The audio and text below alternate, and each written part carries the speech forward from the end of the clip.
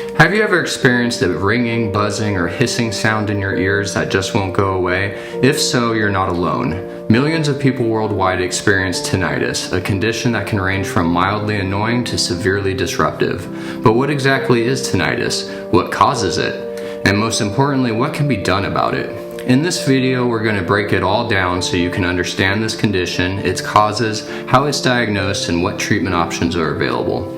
Hi, I'm Dr. Knapp, family medicine physician, here to bring you medical information so you can take control of your health and make the most of your doctor visits. Let's get started.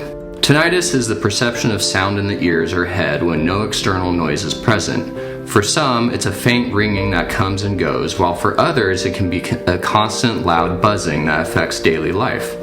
The sound can vary in pitch and intensity and may be heard in one ear, both ears, or in the middle of the head. While tinnitus itself isn't a disease, it is often a symptom of an underlying issue. To understand tinnitus better, let's first explore some of the most common causes. One of the leading causes is hearing loss, particularly age-related hearing loss, known as presbycusis. As we age, the tiny hair cells in the inner ear that help us process sound can become damaged or deteriorate. When these cells are damaged, the brain may compensate by creating phantom sounds, which we perceive as tinnitus. Another major cause is exposure to loud noise. Whether it's listening to music at high volumes through headphones, working in a noisy environment, or attending loud concerts, excessive noise exposure can damage the delicate hair cells in the inner ear.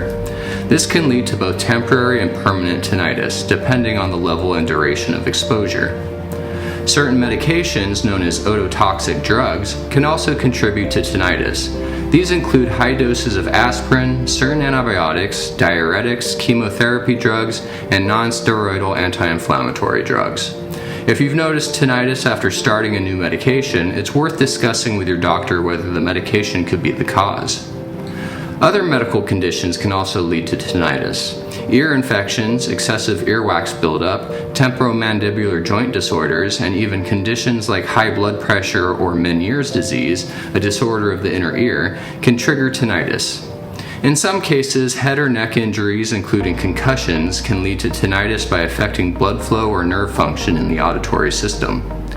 Now that we've covered the causes, how is tinnitus diagnosed? If you experience persistent tinnitus, the first step is to see your doctor. They will start by discussing your symptoms, medical history, and any potential triggers such as noise exposure or medication use. A hearing test, or audiogram, is often performed to assess your hearing and determine if there is any underlying hearing loss. During this test, you will listen to various tones at different pitches and volumes to see how well you can hear them. If hearing loss is present, it may help explain the tinnitus. In some cases, imaging studies like an MRI or CT scan may be recommended, especially if tinnitus occurs only in one ear, is pulsatile, or is associated with neurological symptoms. Pulsatile tinnitus, which sounds like a rhythmic pulsing or whooshing, may be related to vascular issues and requires further evaluation. Once tinnitus is diagnosed, the next question is, how can it be managed? Unfortunately, there is no single cure for tinnitus, but there are many effective ways to reduce its impact and improve quality of life. For those whose tinnitus is related to hearing loss, hearing aids can be extremely beneficial. By amplifying external sounds, hearing aids help mask tinnitus and make it less noticeable. Many modern hearing aids also come with built-in tinnitus masking features such as white noise or nature sounds to help provide relief. Sound therapy is another widely used approach. This involves using background noise such as white noise machines, fans, soft music, or nature sounds to reduce contrast between tinnitus and silence. Some people find that listening to calming sounds at bedtime helps them fall asleep more easily, as tinnitus can be particularly bothersome in quiet environments. Currently, there is no FDA-approved medication that specifically cures tinnitus. However, several medications may help manage the symptoms, especially if tinnitus is causing distress, anxiety, or sleep disturbances. Antidepressants, such as tricyclic antidepressants like amitriptyline and nortriptyline, have been used in some cases where tinnitus is severe and associated with depression or anxiety. However, they can have side effects like dry mouth, blurred vision, and drowsiness. Selective serotonin reuptake inhibitors, or SSRIs, and serotonin norepinephrine reuptake inhibitors, or SNRIs, are also sometimes prescribed to help with emotional distress related to tinnitus. Other medications, such as anticonvulsants like gabapentin or NMDA receptor antagonists like memantine, have been explored for tinnitus treatment, but the evidence supporting their effectiveness is limited. Some patients report benefits from corticosteroids if their tinnitus is caused by sudden hearing loss or an inflammatory condition. Additionally, misoprostol, a medication used for gastric ulcers, has been studied for tinnitus relief, though it is not widely used for this purpose.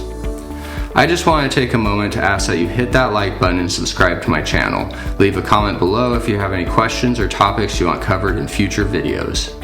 Anyway, since stress and anxiety can make tinnitus worse, relaxation techniques such as deep breathing, meditation, and mindfulness can help manage symptoms.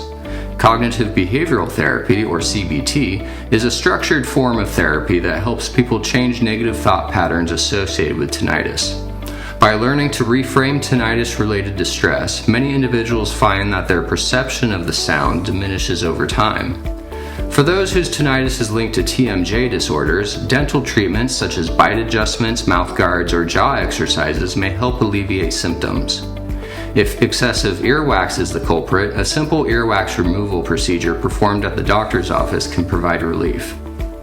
Making lifestyle changes can also make a big difference. Reducing exposure to loud noise by wearing ear protection in noisy environments, such as concerts or construction sites, can prevent further damage to the auditory system. Limiting caffeine and alcohol intake may also help, as both substances can sometimes make tinnitus worse. Some individuals explore alternative treatments, such as acupuncture or supplements like ginkgo biloba, zinc, or magnesium. While research on these treatments is limited, some people report improvement in their symptoms. It's important to discuss any alternative treatments with your doctor to ensure they are safe and appropriate for you.